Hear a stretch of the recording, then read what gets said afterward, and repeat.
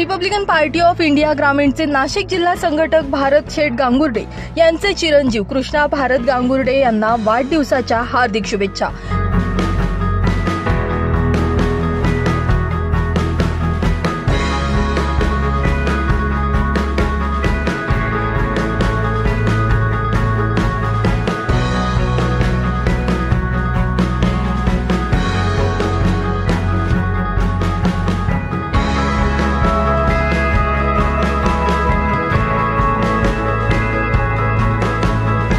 अब जियो हजारों साल, साल के दिन हो 50,000।